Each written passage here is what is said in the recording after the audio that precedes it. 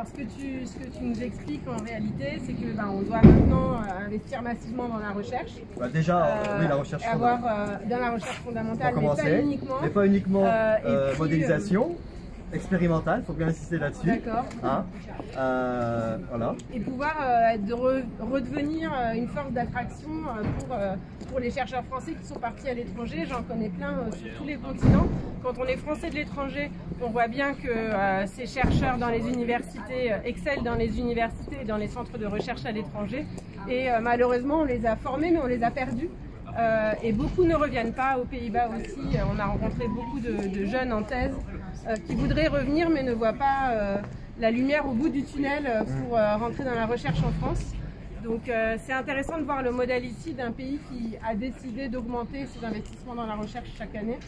On voit que c'est pas impossible et que nous aussi on pourrait le faire en France. Alors tu es un vrai Français de l'étranger, tu as grandi ici mais dans le système d'enseignement français et tu étudies maintenant ici. Moi-même j'ai étudié à l'étranger donc je me suis beaucoup baladée à travers l'Europe pour étudier. Alors tu me disais que tu ne voulais pas retourner en France pour étudier, pourquoi?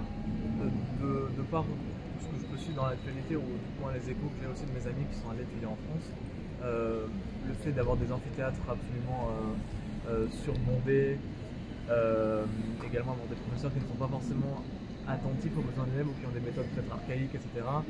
Le fait aussi qu'on entend que le système un peu et les programmes se vident entre guillemets.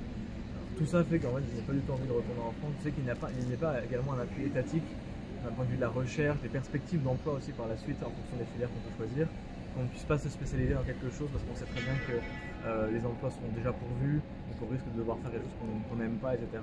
Donc ne serait-ce que le fait aussi d'étudier en France, mais le fait de retourner, aller en France tout simplement, n'est plus quelque chose, je pense, pour beaucoup de Français, je parle aussi pour les gens que je connais, n'est plus du tout quelque chose d'attractif, même pour ceux qui n'ont jamais vécu en France.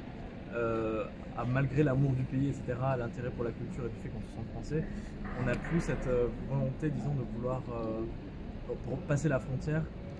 Donc on préfère s'engager d'être pour la France à l'extérieur, mais retourner en France avec toutes les problématiques qui peuvent exister, notamment en tout cas aussi pour les jeunes, ça ne donne vraiment pas envie aussi par rapport aux aides qui peuvent être apportées aux étudiants.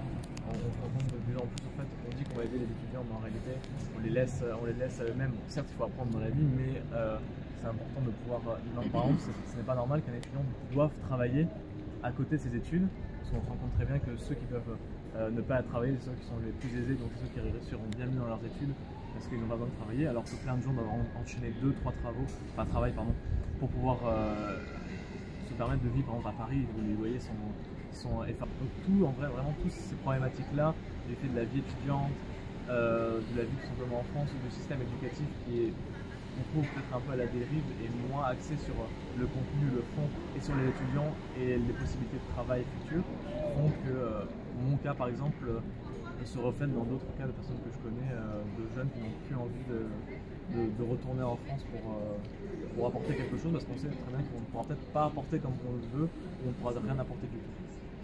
Alors on est en campagne depuis quelques jours, je suis allée aux Pays-Bas, j'ai rencontré énormément d'étudiants français aux Pays-Bas qui me disent exactement la même chose que toi. Ils n'ont pas envie de rentrer, non pas qu'ils n'aient pas vraiment envie de rentrer en France dans leur pays, mais ils ont peur de galérer, voilà, c'est ce qu'ils me disaient. Donc réforme des universités évidemment c'est indispensable, Parcoursup aussi, on va le supprimer puisqu'on sait que beaucoup n'ont pas pu aller dans les filières qui les intéressaient et qu'on n'accepte pas le fait qu'un algorithme puisse décider de l'avenir de nos jeunes. Et puis il y a aussi, après l'université finalement, est-ce qu'on va trouver un emploi, est-ce qu'on va être aidé? Nous on avait proposé aussi d'élargir le RSA, le revenu de base pour les étudiants, au moins jusqu'à 2023.